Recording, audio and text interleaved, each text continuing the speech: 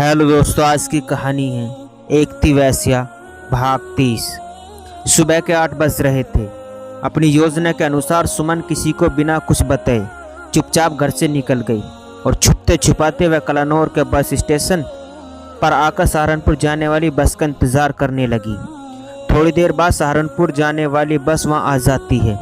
Conductor आवाज़ लगाता है, आओ सरसावा, प्लकनी, सहारनपुर, टपनी, नागल, बामनहेड़ी, रूहाना, देवबंद, मुजफ्फरनगर। सुमन कंडक्टर के पास आकर बोली, भैया यह बस सहारनपुर जाएगी क्या? ड्राइवर, हाँ मैडम बैठ जाइए, सहारनपुर भी जाएगी यह बस। सुमन बस में आकर बैठ जाती है। कंडक्टर टिकट कटाकर सुमन को देता है और पैसे मांगता है। सुमन कितने पैसे देने हैं? कंडक्टर 70 रुपये। सुमन कंडक्टर को पैसे देकर खिड़की के पास वाली सीट पर बैठ जाती है।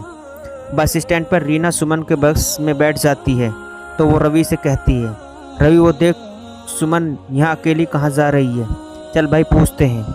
इससे वो दोनों भाई बस के नज़दीक जाते हैं, लेकिन उनके पहुँचने से पहले बस स्टार्ट हो जाती है और वहाँ से चली जाती है। रीना, भाई मुझे एक बात समझ नहीं आ रही, ममता चाची ने कुसुम के जाने के बाद अपनी बेटी को बहुत छूट दे रखी है। भला इस तरह से अपनी बेटी को कौन दूसरे शहर अकेला भेजता है? इतनी बड़ी चोट खाने के बाद भी उन्हें अकल नहीं आई। जो ठोकर खाकर संभल जाए वही इंसान होता है। रवि, दीदी ये तुम किस बातों में फंस गई हो? अब हमें चलना चाहिए, आपको कपड़े और जेवर दिलवाने हैं। रीना, ठीक है चलो। रवि बाइक स्टार्ट करता वहाँ से चला जाते हैं। सुमन बस में बैठी बेसब्री से सहारनपुर का इंतज़ार कर रही थी। थोड़ी देर बाद उसका इंतज़ार ख़त्म हो गया और सहारनपुर आ गई।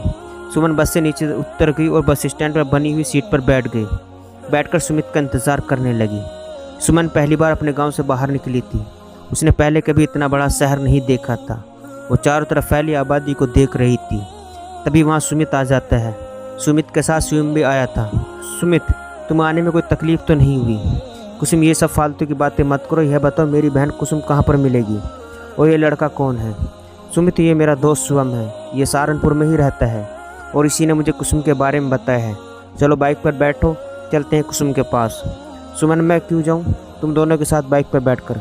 भगवान ने मुझे 2 टांगें दी है, मैं खुद चली जाऊँगी। सुमित, अरे यार कितनी अकड़ है तुम में। अगर तुम्हें हमारे साथ जाना ही नहीं था तो फिर क्यों आई हो सहारनपुर? वैसे भी कुसुम को तुम ढूंढना चाहती हो, हम नहीं। अगर हमारे साथ नहीं जाना है तो मत जाओ, हम तुम्हारी बहन से मिलवाना चाहते हैं। हमारा एहसान मानना तो दूर की बात, तुम तो सीधे मुंह बात करना भी पसंद नहीं कर रही हो। चलो शिवम चलते हैं यहाँ से, यह कहकर वो दोनों वहाँ से जाने लगते हैं।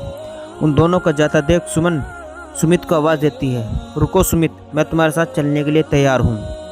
सुमित बाइक रोक लेता है। सुमन भी उसके साथ बाइक पर बैठ जाती है। सुमन बाइक पर बैठकर सहारनपुर के शहर को निहार रही थी। सबसे पहले उसने कल्पना टॉकीज देखा, उसके बाद उसकी नज़र घंटाघर पर पड़ी।